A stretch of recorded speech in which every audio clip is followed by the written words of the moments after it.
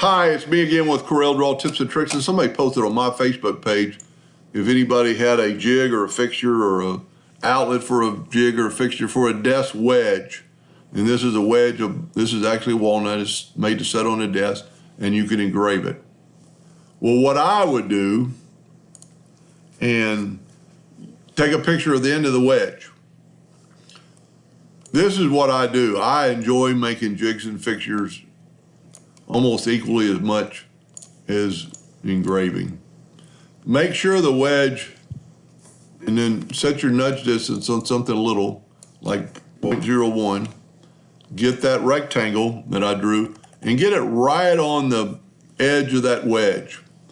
Then take your 2-point line and go from that line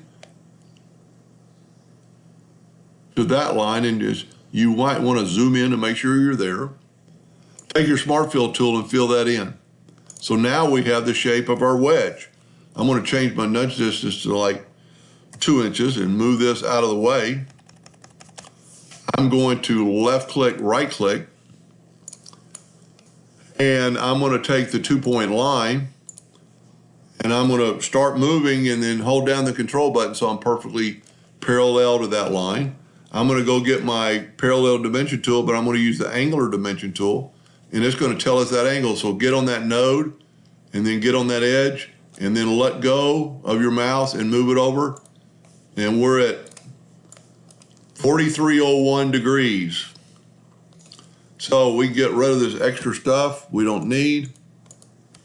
We're going to rotate this 43.1 degrees. There's your flat writing surface for your laser. So now we need to make a jig, or the part of the fixture. So I would take a piece of MDF.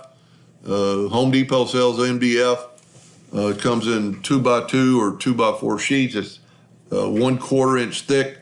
It's the best material for making jigs there is. So we've got it in our jig. I just made a rectangle, and then take the Smart Fill tool and fill that in. There is that's our jig. That's our, whatever you want to call it, fixture. Now, it's really big because the picture is a lot bigger. So we need to get a piece of, this is 8 inches wide, which is, there's no way, yours is going to be more like 2. So it's 8.361. Get a piece of MDF and cut it out. Then make this part 8.361. And what that's going to do, when you turn this, and can't do that in Corel, but you're going to put it this way. Let's see how long this is. It's about 12 inches. That's pretty good. Then, just to show you, so you need 2 of these. Control D and make a duplicate. And if you'll cut those 3 pieces out, plus 1 more in just a second, you'll have a jig. So what you need to do is let's make a piece of 1/4 inch MDF, the same length of this, which is, I can't remember already, 8.361. With this unlocked, 8.361 by 0.25, which is the thickness of your MDF. And just remember that these, and you could put this anywhere on there. So when you cut this out, you can, with a 2-point line holding down the control button, make you 2 perpendicular lines, cut this out, run these 2 lines on a separate job, and it'll, at like 100 power, 100 speed, and it'll just mark it. Then you could come and bring your, and you want to glue it right to the edge, Control D and make a duplicate. And then remember, this is the part that's got the, I'm going to put it really right in the middle. That might be the, and when you do it, you might want to put it on the edge so you can see the line. So you need 1 more piece, and it needs to be just to the bottom of that wedge, so it doesn't have to be very tall. So we'll just make another rectangle about that size, and then I'm going to superimpose it on here with the same size. Well, I'm just going to use one of these. Control D and make a duplicate. And then glue this piece, not to the top, which these are glued to, glue it to the edge. So this will be right on the edge. And then that way, this is square. If you glue it on the top, you might get a little bit of skewed. These need to be pretty close, but they don't have to be dead on. This needs to be dead on. Then, once you have it all done, you do not have to put it in the top corner of your laser unless your laser is perfectly calibrated. When somebody says you need to just put it anywhere, bring your red dot pointer. Well, let's make our wedge now. So let's say our wedge, and what this is a stop.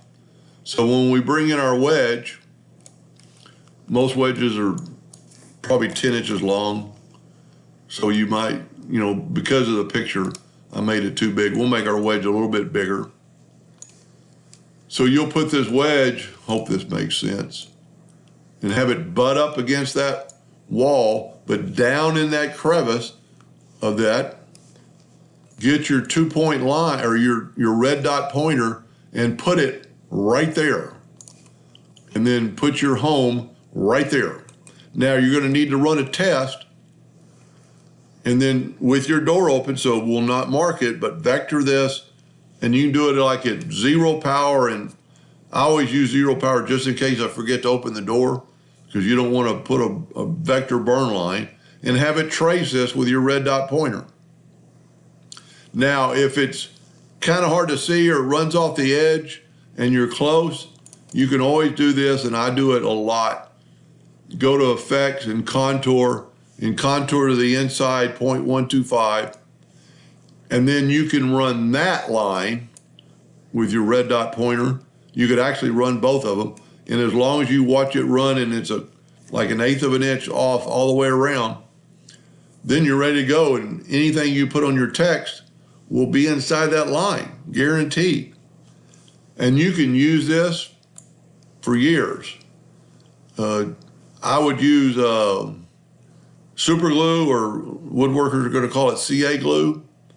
You can actually get a can of accelerant, so you can just put a little glue on there, set it down, make sure it's kind of square, and hit it with that accelerant, and it'll dry in 2 seconds.